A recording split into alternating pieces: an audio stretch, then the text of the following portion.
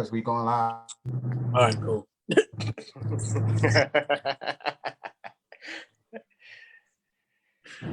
All right, so I'm gonna give y'all a minute to share it on your. Okay. Word. Just make sure y'all turn your volume down. Oh yeah. Gotcha.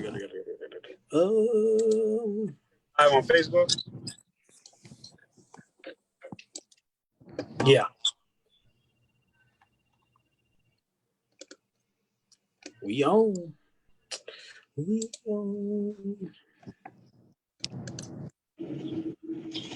Okay. Word. Just make sure y'all turn your volume down. Oh yeah. I'm on Facebook. I just shared it. Yeah. All right, so we are going to go started. Welcome to week 4 of Intentional Talk. We have Tyron McMillan. We have Mr. Quinn Thornton, Mr. Corey Hollis, and Mr. Willie Terrell. So before we get started, I'm going to give Mr. Willie Terrell 5 minutes to speak on something that he have coming up. And because we are all great, I want to give him his 5 minutes. All right, Mr. Willie Terrell. Hey, how y'all doing? Once again, Mr. Willie Terrell for Intentional Talk Live. Shout out to the co-host Tyron, Corey, and Queen. So my purpose of getting on it that I've been making, one I made to my students, one I made to myself, to do the utmost I can do to change the landscape and to prepare my youth, the youth of my community for the future, really prepare the future for them. So honoring that commitment that I've made, I've taken the leap to put myself on the ballot to run for county council for District 3, which represents St. Helena, Ladies Island, parts of Burton. And so right now I'm looking for petitions. I need 500 petitions by tomorrow at 12 to get myself on the ballot. We've been working hard all day inside the communities, visiting different stores, different venues, getting petitions. We're close to our goal. So if you'd like to help out, if you'd like to come sign, take a look at what the foundation of principles that I'm running on. Ask me questions about why I'm running or what I hope to accomplish. And you can meet me at the Ladies Island Walmart tomorrow. We'll be there at 8 o'clock until about 10 o'clock. I have a little table open in front. I'll be answering any questions then. So if you're in District 3, you understand that, right now it's important that we prepare our district, our community for the students of tomorrow. I think it's time to take a more proactive step in ensuring that the resources, the support, and the quality of life is there for all kids coming up in that district, and that's what I'm running on. So I appreciate the time. Once again, Willie Terrell at Facebook under my name, Willie Terrell. You can email me WILLIETURRAL@yahoo.com. And again, if you want to get more information, we'll be set up in front of Walmart 8 to 10. Appreciate you. All right, so Miss Laura said the sound is spotty. So what I'm going to do is ask you guys to mute your screen until you speak, and let's see if that gets rid of some of that feedback.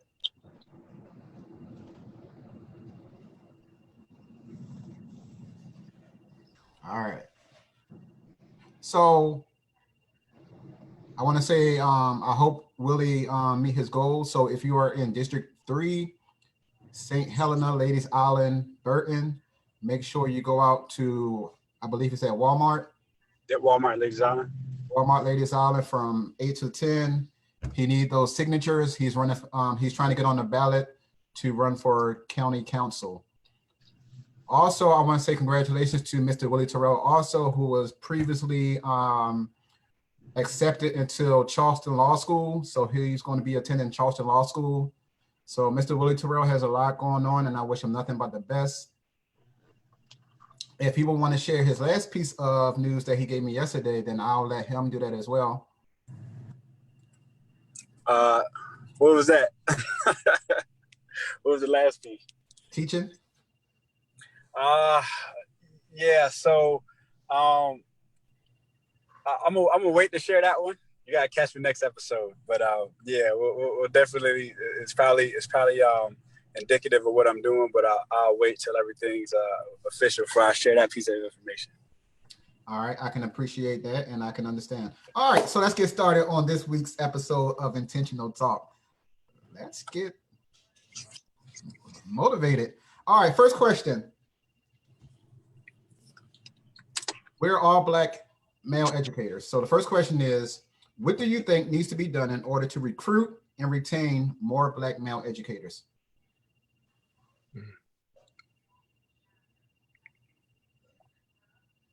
Whoever want to go first?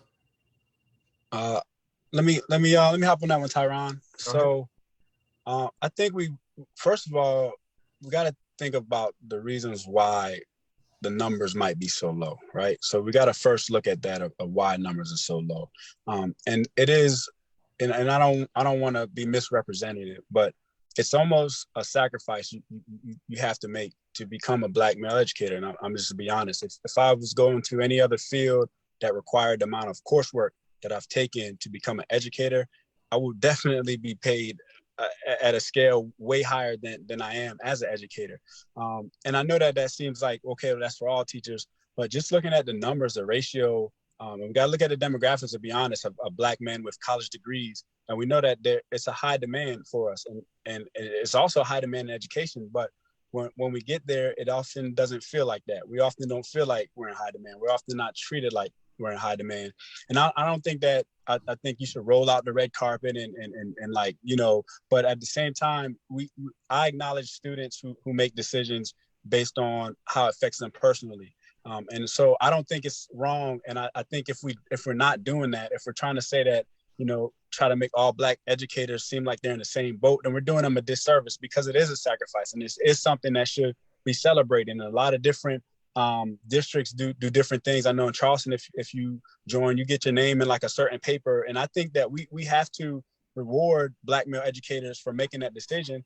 And we also have to try to make sure that we're knowledgeable that they are different than their female counterparts and they operate differently. And we need to, if we're going to embrace diversity, embrace what they do well, and not try to make them operate in such a way that's not natural to them. It's really a great thing to be a male educator, but you often get frustrated because you feel like you were so charged up to make this powerful decision and you made it, but everybody else around you just kind of like, oh well. And I think if we're gonna really recruit, then we need to praise them. We need to give them the credit they deserve, and we also need to think about how they are different in the classroom to make sure that we have principles and practices that let them be who they are as men, and not try to force them into what they're not. Right. Totally agree.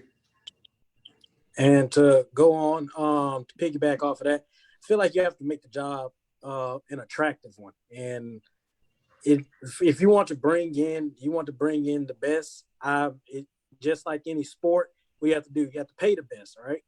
If you want the best educators, you definitely have to pay the best educators, because a lot of times you have to go, like Willie said, you have to go through a lot of coursework. It was a lot. It was so much just to get to this point. And then once you get here, you're still working. Like it doesn't stop. So if you're going through all of this, and a lot of times we talk about the educators who aren't doing such a great job. Well, if you want the best, I feel personally, you have to pay if you want the best. You have to make the job more attractive. That's when you'll bring in the best talent. I 100% feel that's exactly when you'll get the most talent, is when you actually go out there and you make a strong effort to try to go recruit and get the best talent that you can. All right, y'all can hear me? Yes, sir. All right, so I definitely agree with what the two of you said, as far as making the job attractive and just like the overall recruitment. But I also, kind of like what Willie said, you have to make it valuable. You have to sell it. But then once you in that position, or once you are an educator, I mean, you have to make these educators feel valuable, or they're going to go and find something else to do with their careers. You know, if you think about it, you know, a lot of educators, they have families. You know, money isn't the best for educators.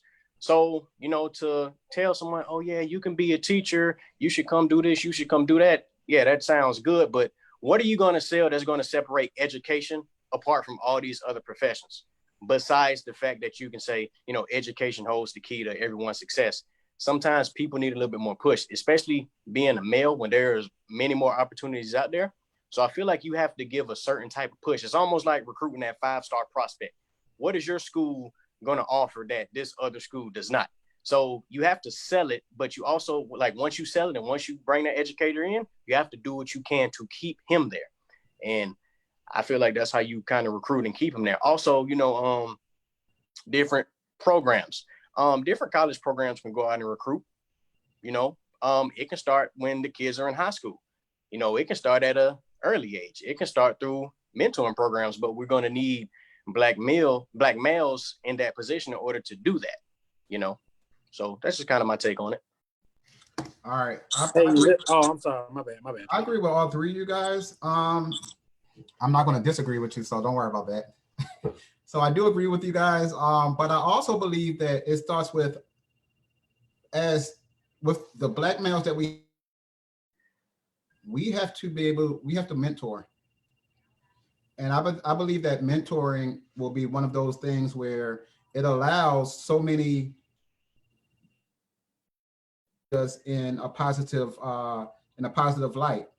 So with mentorship, I also believe that we have to give opportunities to lead. And what I mean by that is because for most males, like you guys said about pay, and it's not just about pay, but for most males, we have to be in a position where career or fits who we are. So I'm trying to be correct in my speaking. There's too many times where we don't get opportunity. All three of you know what I'm going through right now.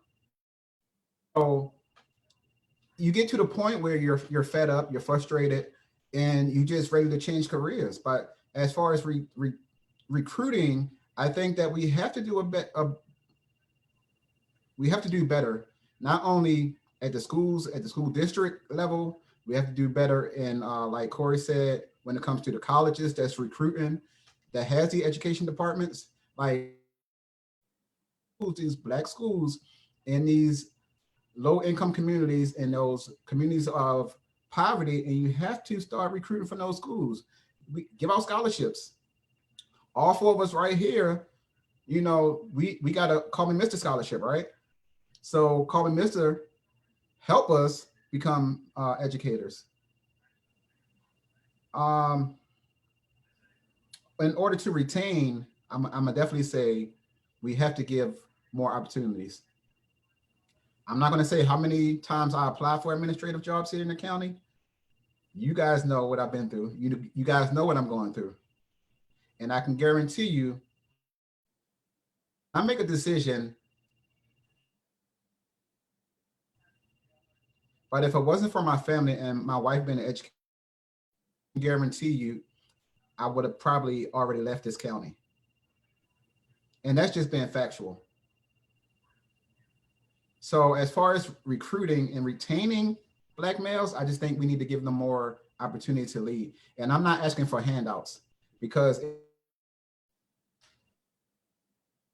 this degree on this wall, I have right now, and I'm working on my PhD.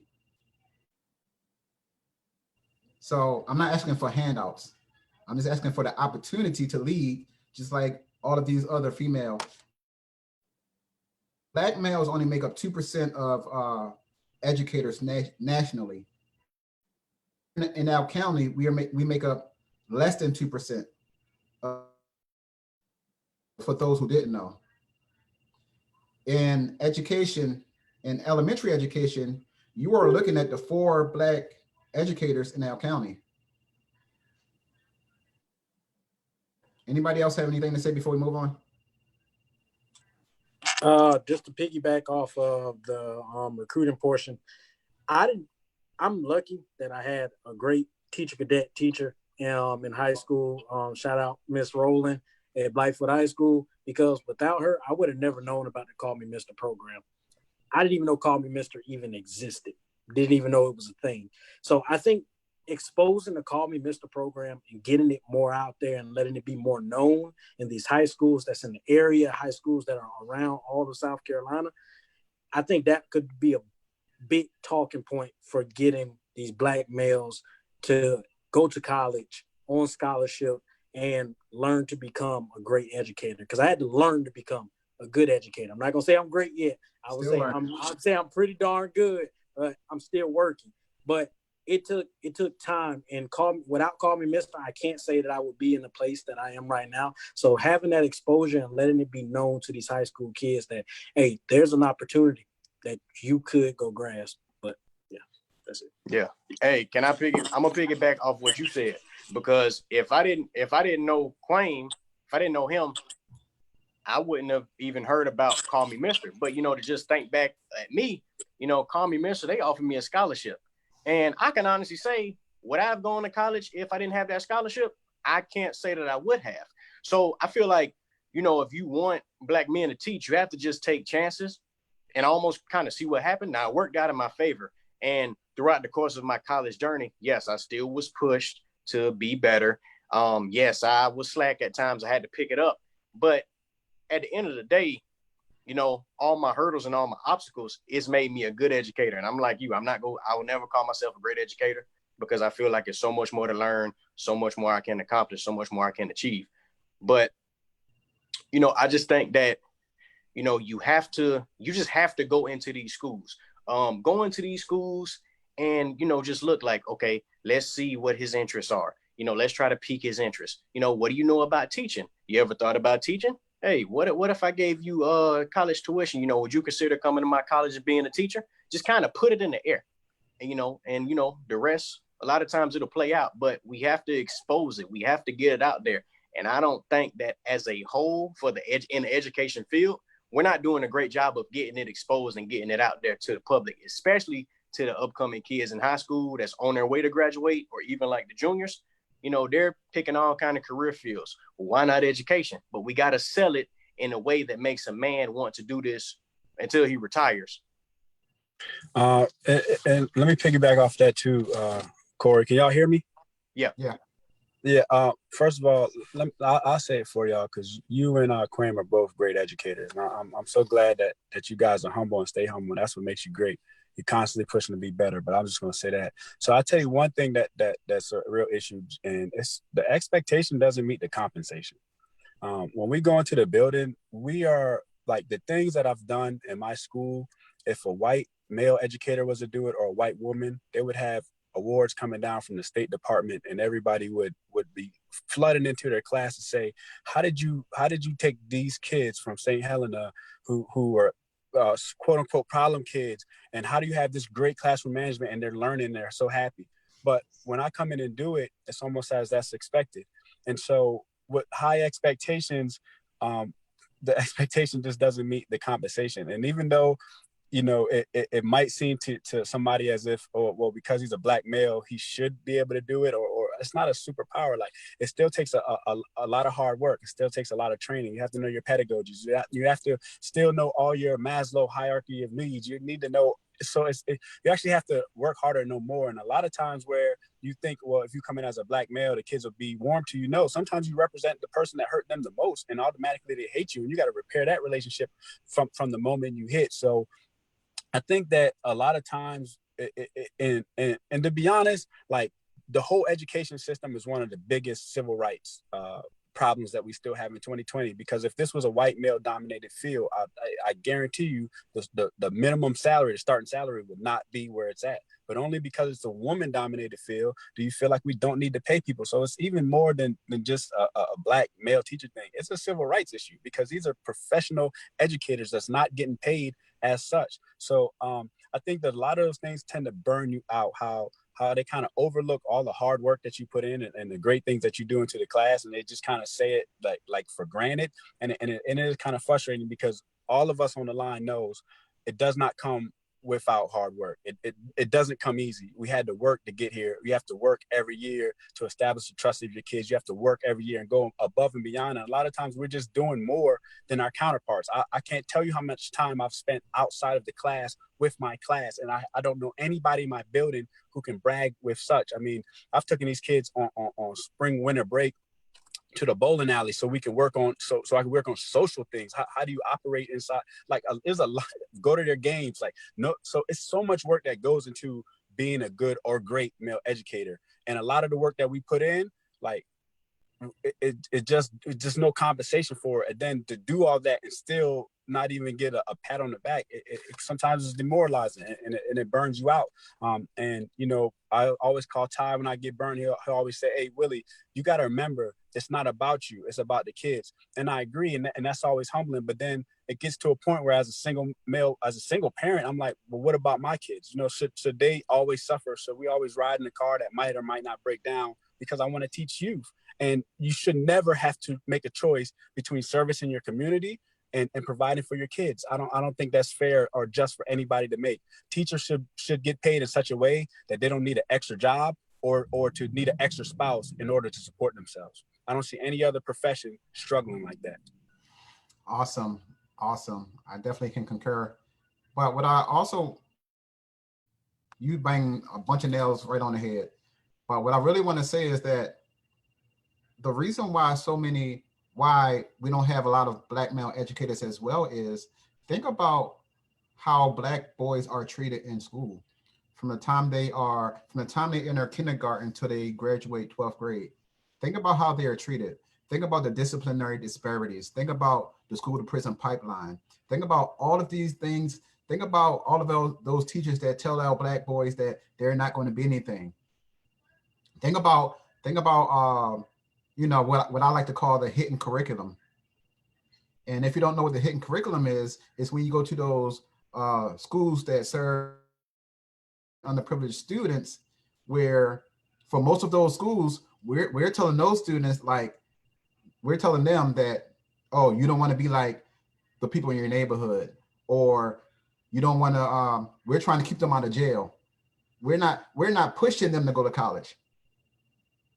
We're pushing them to stay out of jail. That's the hidden curriculum. We're not saying that, oh, you can be a lawyer, you can be a doctor, you can be a teacher. We're telling them, oh, you're going to be locked up by the time you're 13. So guess what? As a Black boy, when you constantly hear that over and over, what do you think? That becomes my identity. And if that becomes my identity, then I know by the time I get to, you know, middle school, high school, I'm expecting to go to jail, because I've heard that over and over. I heard it from my family. I heard it from my teachers. I heard it from my administrators. I heard it all my life, that I'm not going to be anything. So why should I strive to be anything? So it's not that, you know, we don't have enough Black male educators. It's that we're crushing their dreams before they get out of elementary school.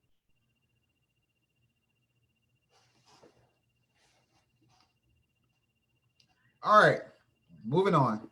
Well said. Well said. So next question, and I threw this in there, so this is going to be a little curveball for you guys.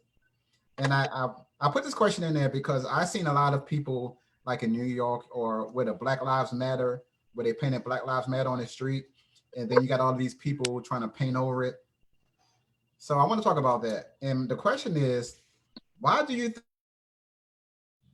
when they hear the term or the phrase Black Lives Matter? Say that again, Ty.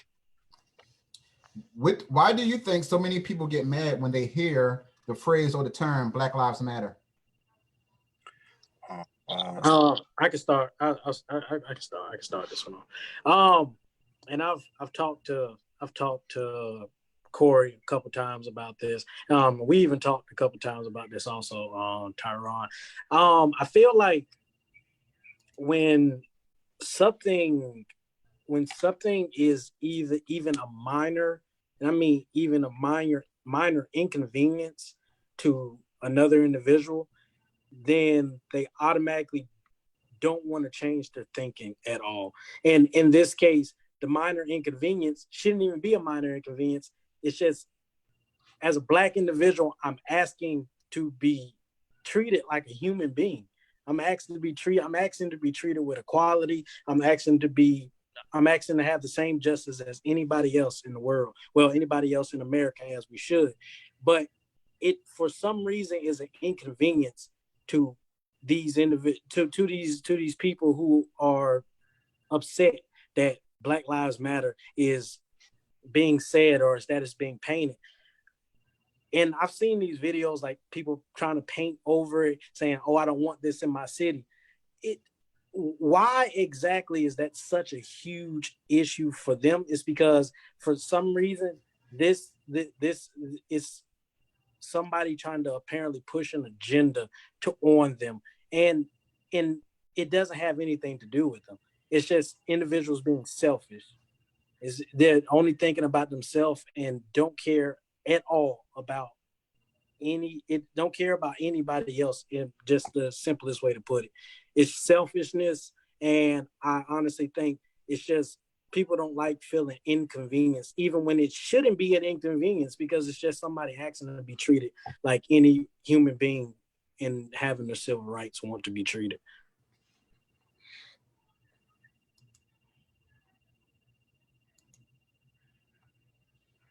Unmute yourself, Corey. Oops, y'all hear me? Go ahead. So I think a lot of people, they're kind of ignorant to not want to open up and kind of just hear other perspectives, because all this movement is about is, we want our voices to be heard. We want to be treated like human beings. We want to be treated equal in America, just like what Quaim said. And I've been seeing a lot of analogies about this You're whole going in and out, movement. Corey. Can you hear me now? Yeah, you're going in and out. So I've been seeing a lot of analogies about everything. I've seen one where it says diabetes matter, high blood pressure matters, strokes matter, all these other health issues matter. But what's the big health issue right now? It's the coronavirus. Nobody's saying all this other stuff don't matter, but right now, this is the topic of discussion. So I don't understand why it's a problem, that people say Black Lives Matter. I don't understand why people get so hurt, bent out of shape, or they act like it's a problem that it's even being said, and kind of like what I said in the first video, as people, we are lifelong learners. And I think it's a problem if you don't want to learn. I think it's a problem that people don't even try to hear Black people's perspectives about certain things and certain issues. So it's almost like an ignorance to not want to know because of their own beliefs or how it might make them feel. But it's not about how it might make you feel. It's a world issue, but it's really an American issue. Like, you live in America, you should care about this. People got to stop being selfish. And I think that's what it boils down to. A lot of people are selfish and they don't even take the chance to even want to understand what it even means. Or even when they think they know, they still kind of have their own beliefs about it. And I just think that it's a big problem.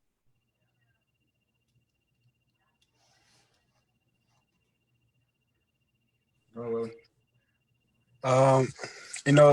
On this issue here, I'm kind of divided because, there's a part of me, of course, being an African-American male, being a Black male, experiencing racism firsthand, that would kind of jump to like not understanding why people don't understand. Like, it's not that hard to understand what the call here is. I mean, everybody witnessed and has witnessed atrocities enacted upon people of color. Historically speaking, since we can go back to date. So I don't, part of me wants to say like, what don't you get?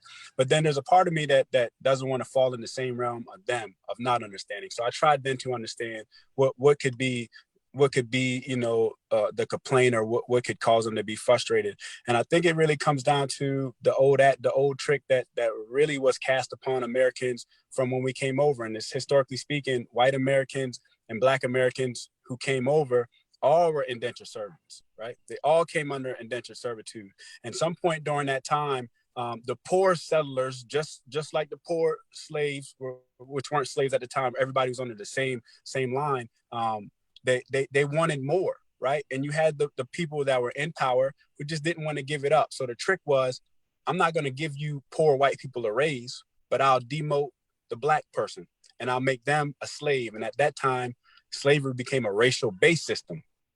And it was not so in anywhere else in the world. It just wasn't so. It just was a slavery system, but it became racial based in America. So you have a great deal of people who are white Americans who are in the same situation, poverty wise, economic wise, who doesn't have that lifestyle that when we think about a privileged American might have. There's a lot of poor white people. There's a lot of white people on Section 8. There's a lot of white people on food stamps. And so it's a scary, there's two things happening here. And part of it is saying like, well, we're still being marginalized. We're still not living the lives we want to live. So why am I going to hop on a Black Lives Matter when my life is not good either? You know what I'm saying? So it's part of them that want to say, well, look, white lives matter too. Where's the equity for us? And I get that. And then there's another part of group of people who don't want to lose the pseudo pedestal which they've been placed on. They don't want to see Black people become equal, because if they lose that sub status that was created for Black folks, they're left with nothing again, right? So you'll find some of the poorest white folks, the hardest advocates of white supremacy and racism, because they don't want to lose that little bit of station which they really don't have. And so I get it. I get it why some folks are frustrated. And, you know, I would like to say all lives matter, you know, but it just would be ingenuous. It's disingenuous to what's really going on. And that at a higher rate, at a disproportionate rate, Black lives have been targeted. And even when you go into the Black on Black crime, all those are products. All those are products of the same poison. You can't expect to defund Black schools. You can't expect to take Black communities down, not having resources for kids to grow up and develop as a whole child, and then expect that they're going to be healthy adults. It just doesn't work that way. Of course, there's going to be increased violence and crime. So I get that some people are frustrated because, you know what, they're not doing well either. Right. And they want to be addressed. But at the end of the day, you know, as Americans, when we see a fellow American, whether no matter what ethnic group they fall in, and they're hurting, then we all got to come behind and galvanize them, because it's about unity. And so they have to understand that save the dolphins doesn't mean forget the rest of the fish. Right. It's just that right now there's a pressing concern here. And I would like for Black Lives Matter to go away. That'd be perfect. I would love for this never to exist. That would be even better. You know, nobody wants to create something to cry about. Like, that's not what this is about. I would love for Black Lives Matter to go away. That'd be perfect. That'd be perfect for me. I'd love to be an all lives matter guy, but all lives don't matter right now, and especially mine. And it's fearful until you ride, even as a professional, where a cop like this behind you and your heart starts skipping beats. Like, for what? Like, I've done nothing wrong. Why am I freaking scared right now as a grown man because the cop hit his lights for somebody else? And until you live in those kind of circumstances, until you actually see what racism is and how it affects you on all different levels, you just don't get it. So there's a portion of people whose lives may not be so well, but they just don't get it, that even though they might deal with that, it's still not the same as dealing with that as a Black person. And until if you don't know, you just don't know. So I understand the frustration, but I think it comes to Corey. It's about ignorance. And I don't know any other word to say that you just don't understand what's going on. And you're responding to attack somebody who's already being attacked. All right. Sounds preach, brother. So let me say this. And first of all, let me apologize for the unstable internet. I don't know what's going on. So the voices are going in and out. So to the viewers, I apologize. But from my perspective, I think that, and I agree with you, Willie, about Black Lives Matter need to go away. And the reason why I agree with you is because we have to stop. And first of all, let me say this. Do I believe that Black Lives Matter? Of course I do. But I think we're in a space right now where we're spending too much time and energy on a phrase, Black Lives Matter. all lives, we all know that all lives matter. But if you're not where we're from, if you didn't grow up like we grew up, then you don't understand when we say Black Lives Matter. When we're talking about police brutality in the poor neighborhoods where most of the police don't look like me, that's what we're talking about when we talk about Black Lives Matter. We're not saying that, if you're a white, if you're Asian, if you're, purple or gold, we're not saying that your lives don't matter. But right now, we're trying to fight. It's a civil rights movement. And think about Dr. Martin Luther King. Everybody say, well, Dr. Martin Luther King wouldn't appreciate the riots, or Dr. Martin Luther King wouldn't the looting and the riot and the fires. But guess what? Dr. Martin Luther King marched peacefully, and guess what happened to him? He still got beat and he got murdered for marching peacefully, for Black Lives Matter, for civil rights, to end segregation. So when we're talking about, we got to get away from grouping everything, because guess what? Like Willie said, it's like when I fill out an application, why do I have to check a box that say what my race is? This is the segregated part of America, because I have to check a box to say if I'm white, if I'm Black. As a minority, I get a scholarship because I can play basketball, I can play baseball. You're not giving me a scholarship as a minority because I got a 4.0 GPA, but I can get a scholarship quick if I can shoot a hoop or if I can throw a football. Blacks, we make up 13% of the population in America, 13%. And when we're talking about Black Lives Matter, we're talking about the disparities. We're talking about the word, I want everybody to think about this word, disproportionate. So when somebody say, well, Black Lives Matter, and they say, well, all lives matter, or when they say, well, white people get killed more by cops. Yeah, white people get killed by cops too, I agree. But not disproportionately like we do in the Black communities. So it's a big difference when we're talking about, remember, we're 13%. Whites make up 76% of the population. So when we are fighting for our little piece of America. And whoever's watching, I'm sorry, we built America. Our ancestors built America. We're asking for our piece that's rightfully ours as a naturally born citizen. So we shouldn't have to talk about Black Lives Matter. And if Black Lives Matter offend you, then you need to look in the mirror and do a self-reflection. If me saying Black Lives Matter offends you, or every time I say Black Lives Matter, you have to say all lives matter, then guess what? You're part of the problem. When we're talking about privilege, that's why they have a problem with Black Lives Matter. Because they feel if we get our rightful share, then guess what?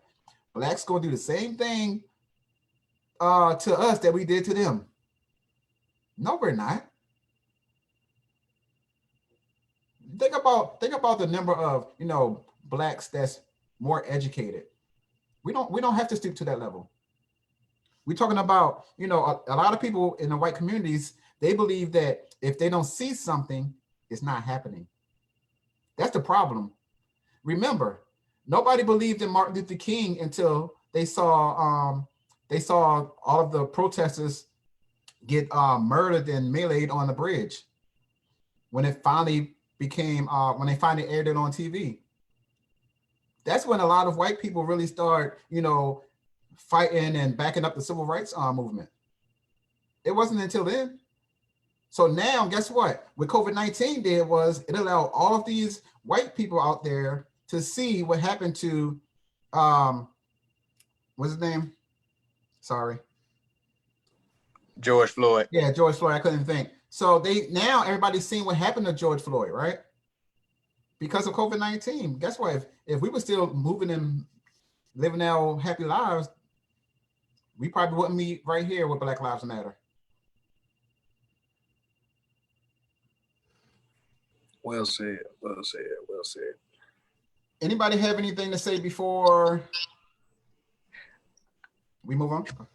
I like your. Oh, I'm sorry. I was gonna say something quick. I like your comment, Tyron, about you said that we built America.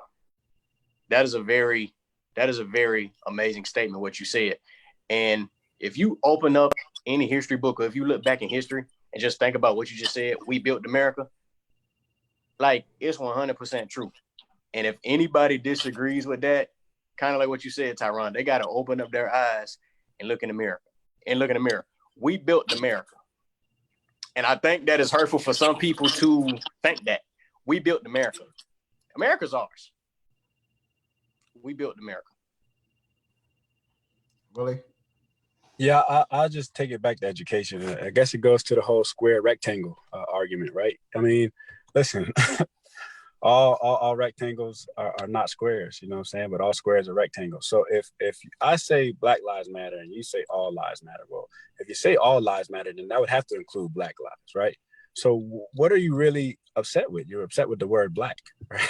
That offends you. Like, just hearing that word Black just eats you up, because obviously you're okay with lives matter, right? So it's the Black part, you know, and that right there should tell you where your compass is lying. It's a shame that somebody would take offense to even knowing all the things that we know now. This is an age of information. I mean, you can go back, check Emmett Till out if you want to take it back, knowing all things that you know. Some from the lynchings to the burnings, cities, and from all that you know that has been done and is wrong. Why in God's good earth would you be offended at this point with somebody saying or doing anything to say, hey, look, we're tired of dying? That's what this is about. Why does that upset you that somebody does not want to die? It's not like we said, let's start a war. And to hear some people go, it's time for a civil war. And that's the problem. Y'all want a war and kill everybody. And we just don't want it. We just want to live. And that's a major issue. You should never be offended with a pro-life movement. And if a pro-life movement offends you, then that's your compass. That's all. That's your compass. Black lives matter. And like Corey said, Tyron, listen, the contributions of African Americans in America can never be underestimated. We made 20% of the Revolutionary War, which even got this independence. And I guarantee you, it wasn't a 20% at the back shooting cannons. It was a 20% at the front taking the shells. So we Americans, and especially my ancestors, are probably the greatest ethnic class to ever exist. And that's my opinion of it, because I don't see anybody else who made that type of sacrifices with the idea that their ancestors hundreds of years later would inherit the works of their labor and actually was successful and fighting for a country that was going to put them in chains after it was done, for a hope or for an ideal that if they worked hard enough and you know was a good enough American, they would buy the freedom of the ones that would later come on their lineage, and they were successful. So I don't see how you could ever downplay or shame a slave, which has to be one of the greatest cultural groups that ever existed in the world. They literally came and was given everything that was made to hold you down, every physical and mental system, and they survived it, adapted to it. And they did it by embracing America. They fought for America. They were the first Americans. And that's how it is. If you're offended by that, you just got to look at the history, because before them, the ones who came over from British, they were Britons. They came from Britain, or they came from England, or this is the first class of people who had their last names cut, because naturally my last name wouldn't be Terrell, it would be some African dialect. So I had my last name cut, my line is severed. So everything I can trace back, hereditary, gene-wise, it all starts here in America. They knew that, and they stepped forward, and they accepted that. They became politicians. They voted. They fought in every war without the freedoms, and they did it in such a way that I sit here now a free man. That is a great story, not to be made to feel shameful every Black History Month. And so if Black Lives Matters offends you, then America offends you. Then maybe you need to leave. because it's an American movement. That's my guy. That's why he's running for county council, and that's why he have my full support. That's Better go vote I- for him. Hey, Go he need vote all ballot them votes. right now. Hey, at the Every end of vote. at the end of this, I am going to give you guys an insight as to what we're doing as Black males educate. We have a lot going on right now. We're trying to do a lot for our community. We're trying to do a lot for our Black and brown kids. We're just trying to do a lot for our youth. And I know, you know, our Black and brown kids, they're struggling right now, but I just want to get away from where I have to say my Black and brown kids. I just want to say my kids. And when I say my kids, I mean that like Black, brown, white, because guess what? In my classroom, I don't care what color you are. But as a black kid, as a Black boy, I understand you're already coming to school with a lot of disparities. You're coming to school with a lot of baggage. And I can relate to that. But that's not going to stop me from, remember, think about why our kids struggle. They struggle because we don't even as parents, we don't push our kids to be in those GT classes. We don't push our kids to get in those advanced classes. To me, all educators should be gifted and talented indoors. All classrooms should be gifted and talented. My child should not have to take a test to qualify for gifted and talented. And what are the qualifications for gifted and talented? I'm not going to go by there, but that needs to change. It's systemic. It's not made for my child to get into those programs. So all classrooms in America should be gifted and talented, because guess what? In my classroom, I don't care how low you are, how high you are, all of my students are gifted and talented. And that's how I treat every last one of them. So we have about 15 or so minutes. I want to get on, and I know for a lot of my viewers that's watching, some of them are educators, some of them are parents, some are afraid to send their kids to school. We're going to talk about COVID-19. We're going to be taking some questions from some viewers. We're going to be taking some of your perspectives and feedback. So if you type in something about how you feel about going back to school, I'm going to read it. Or if you have a question that you want to ask, go ahead and type it in, and I'll make sure we try to get as many questions as possible. So right now we have 4 Black male educators. What is your perspective, or how do y'all feel about going back to school? Let me take this. Hey, before we speak, let's think about time. So, you know, try to do it in like 1 minute. I'm gonna do this quick. I hate to be in the position of anybody right now, and I want to say that first, because I don't want to come off disrespectful to anybody's leadership position, and I'm not assuming that I know all the things that they must undergo.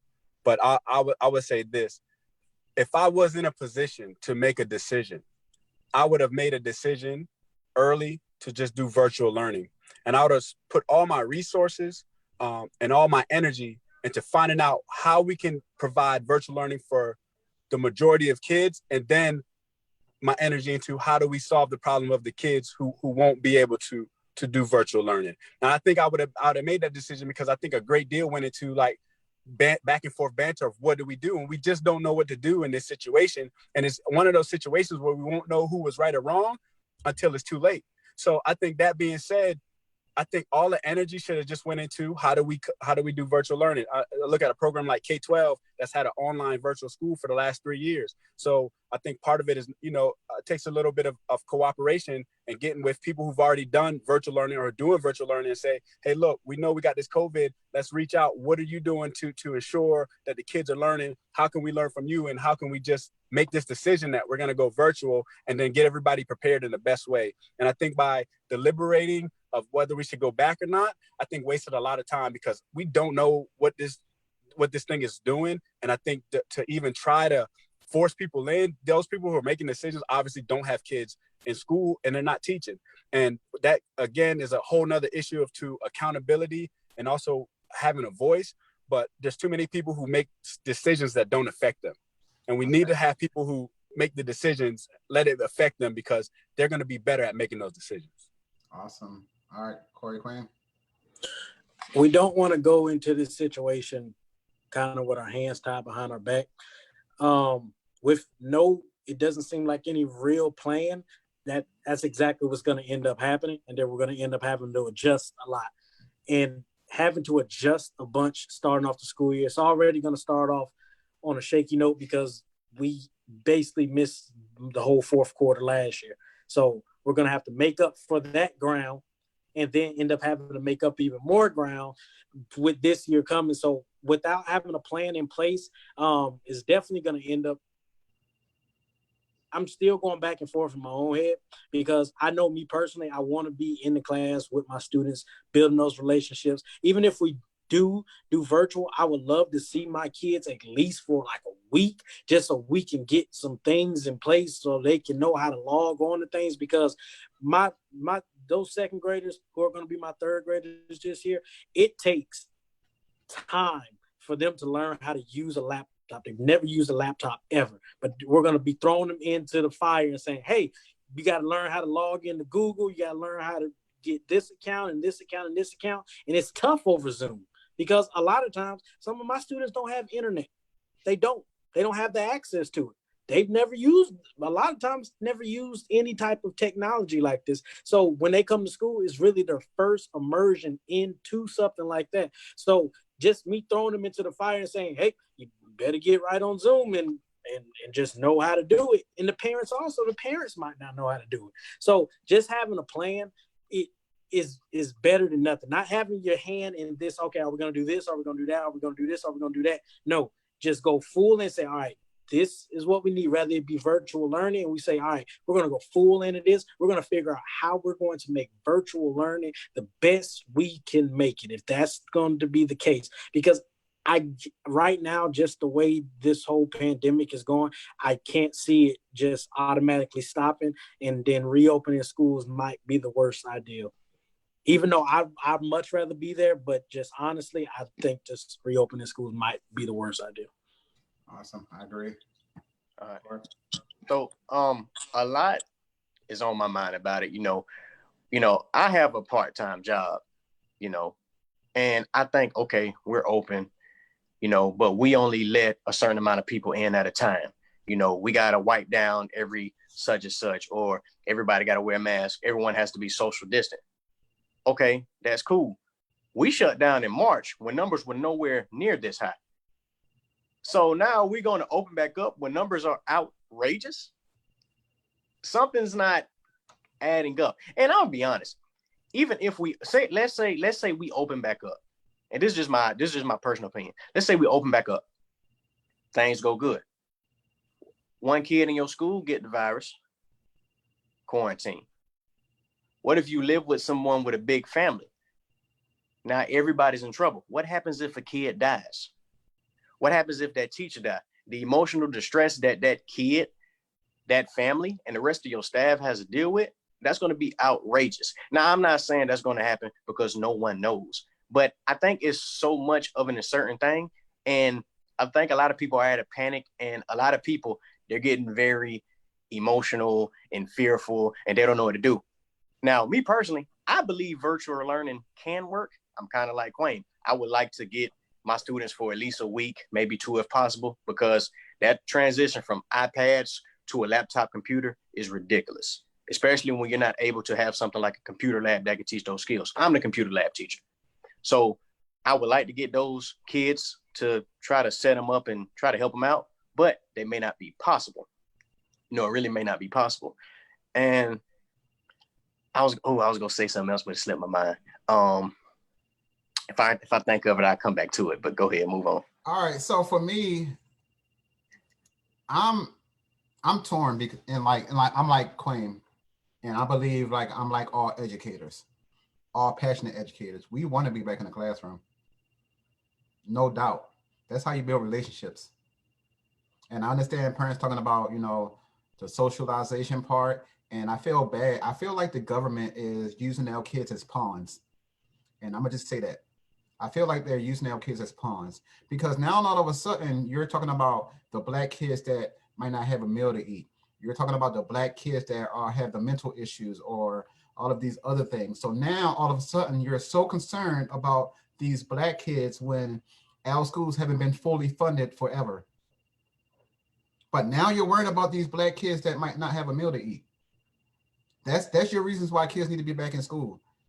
Because I can say for this county that I'm in, they fed the kids all summer long. They did a great job with sending the buses around, making sure the kids had something to eat. Why they was doing virtual? So why is it a big deal that we need to be back in small spaces where that virus will run rapid? It wants small spaces.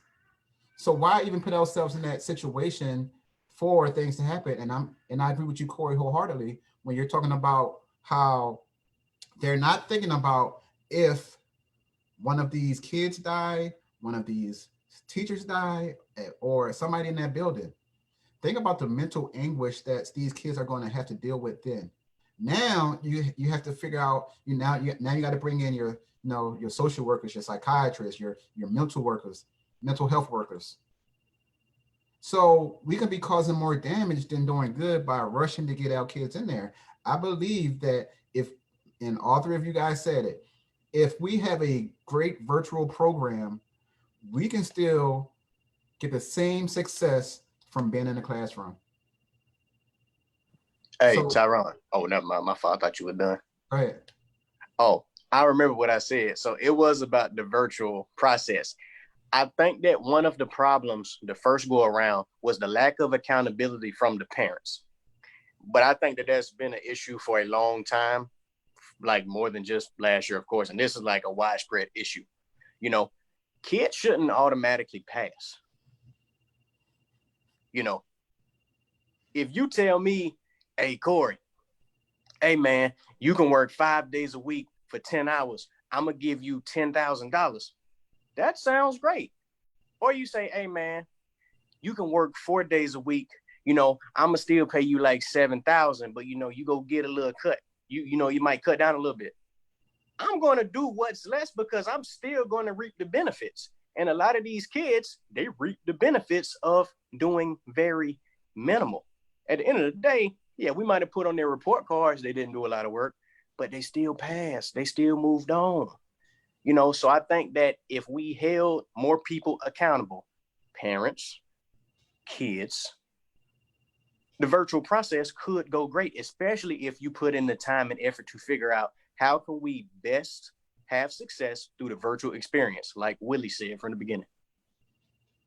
I think when we think about, and I agree with you, Corey, about that, to me, like I had 20 students in my class and all of my students, at least 19, and for my school, we had to log in, we had to teach reading and math every day virtually.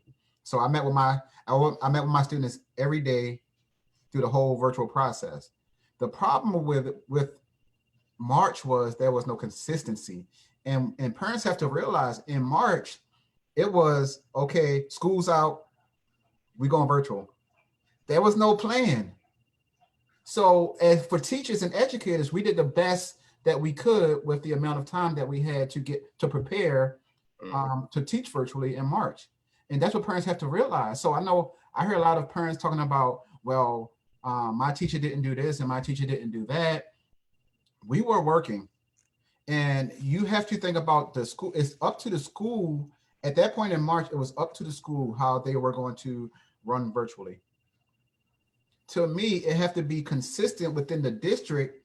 Okay, if we're going to do virtual and every teacher need to be on this amount of time, then this is what it is. To me, it was just freehand. This school do whatever you want to do. This school you might have to log in 1 day a week. And I'm gonna say it, for some of those, schools, especially like those those schools that teach Black kids, for them, for those schools, I would be on every day just to make sure they're maintained and make sure they're not falling behind. But if I'm a teacher at a Black school and them one time, that's a problem. They're already behind. So now I got to teach first grade next year. So think about the students that I'll be getting in August or September, whenever we go back. They missed a whole quarter, right? So I'm getting they're still kindergartners. So it's a lot that we have to think about. And for the people that's making these decisions, my biggest thing is this. As an educator, I should have the option to teach virtually or at school, just like parents have. It shouldn't be based on if I have a existing health problem. Because for me, I'm an educator. My wife is an educator. My son is in high school. My daughter's in middle school. That's 4 different schools. So now you're telling me that, you know, and we chose virtually for our kids. And I'm an educator. I just, the way this COVID-19 is running rapid, I'm not going to put my kids in that situation. I'm not even going to think about they can catch COVID-19. My thing, what I find frustrating is that so many kids cannot come to school unless they have, you know, they get a flu shot or they get all these other vaccinations, right? But now you're telling me to send my kid to a school where for a virus that has no vaccination. What sense do that make? But you can stop my kids from, you know, coming to kindergarten and first grade because they didn't get a flu shot. It don't make sense. So I think as teachers and educators, we should have the same option of if I want to stay at home and teach virtually, as long as I meet the requirements that my principal or my administrator set or the district set, I should have the option of teaching virtually.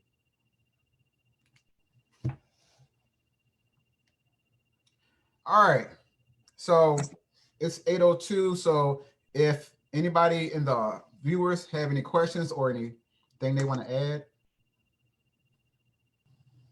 I'll give you about 1 minute if you want to type something.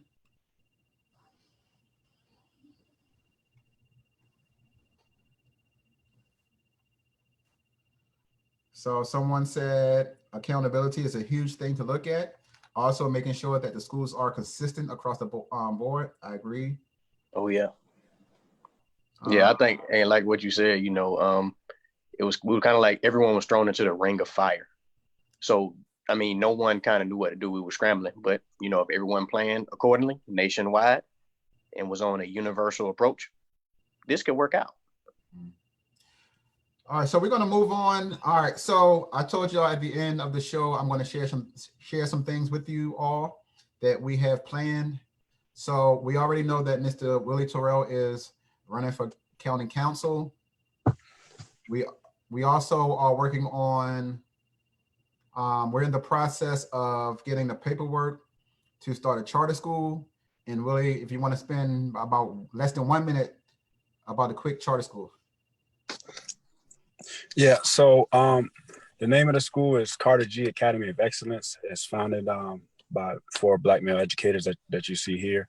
The idea of the school is to create a learning environment with supports and is conducive to ethnic and diverse groups.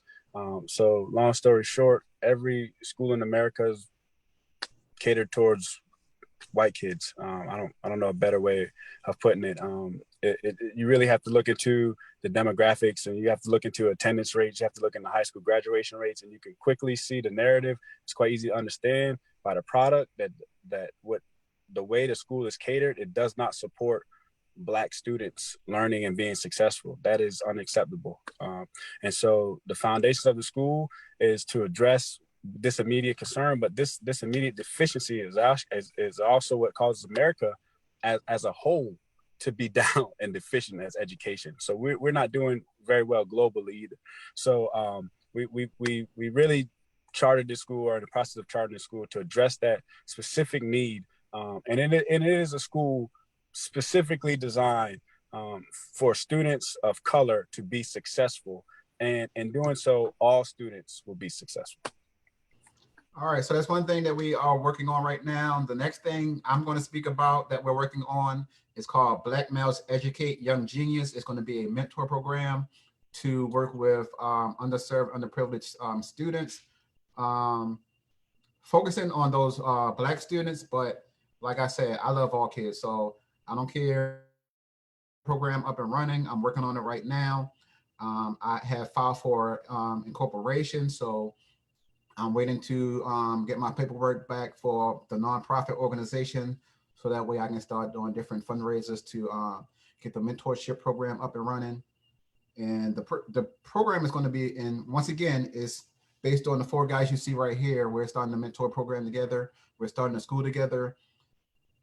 It's just said that we have to do these things because we're not valued and appreciated as educators or as teachers.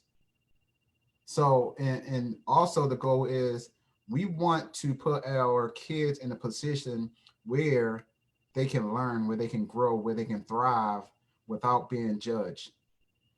We want our kids to grow up to say one day, oh, I want to be like a Mr. McMillan or Mr. Corey. I want to be a teacher. These are the things that we need in our communities. So we need a lot of involvement in our communities. So if you are here in Beaufort County where we are at, we're asking for your hands. We're asking for you to help with some of these projects that we have at hand, because we're not going to stop. I can promise you. The 4 guys you see right here, we're not quitting. We're not quitting on our kids. We're not quitting on our youth, because guess what? They are next generation. So I just want to share about the Black Males Educate Young Genius Mentor Program that we're starting, the Carter G. Woodson Academy that we're working on right now. So we have a lot of things that we're getting involved with. So with that being said, we got our 1 minute of share outs. So Corey, I'm gonna start with you. Go ahead, share out so we can end our session.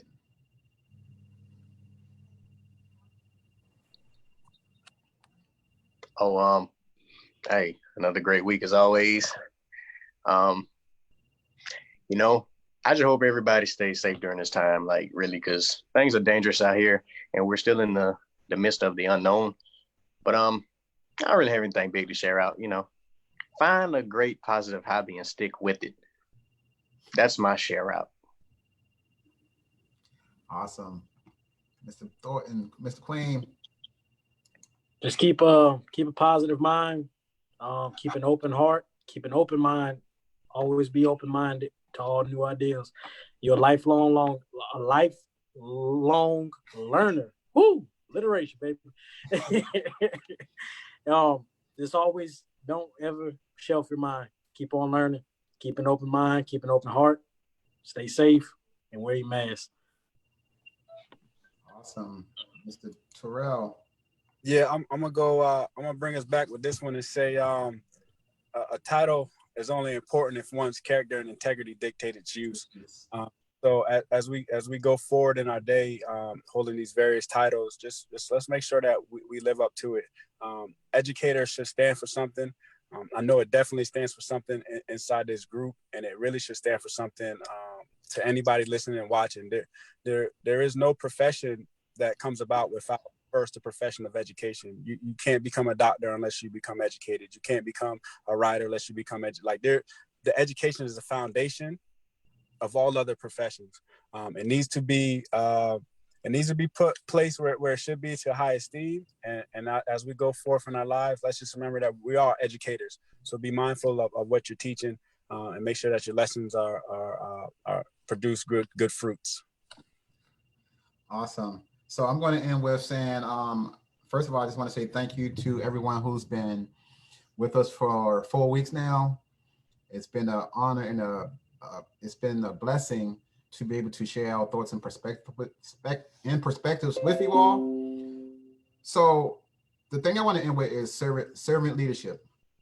We have to be servant leaderships. That means becoming a leader with an open heart, with an open hand. Servant leadership, giving back to your community, giving back to your youth. And I definitely agree with what Willie said about we're all educators. Education starts at home. So what you put in your kid's head is what they're going to put into the world. So with all that being said, what we need to put into the world is we need to teach our kids how to be, more empathetic. And we need to open up our ears and listen. And one thing about, if we talk about our habits, what's our habit, Willie? We have seek first. Seek first to understand, then to be understood. Listen before you talk.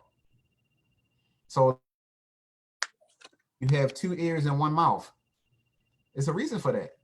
You should be listening twice as much as you talk. And if you're talking too much, that means you're not truly listening. So I'm gonna end this week with learn how to truly listen. Listen to learn, not to, not to give a response. Because when you're listening for to give that response, you're not truly listening, you're not learning. So thank everyone. It's been another great week, another great episode. If you have any questions, make sure you email us, bmeintentionaltalk@gmail.com. If you have anything that you want to talk about, if you have anything that you would like to share, if you would like to come on our show for a segment, email us. Also go like, share, and follow us on BME Intentional Talk on Facebook Live. And we also have BME Intentional Talk on YouTube. So, and I'm going to look at my wife, and my wife said, self-care and positive energy are a must on this time. Great job, guys. Still working on, and she's still working on listening. All right. Love you all and peace out. Thank you.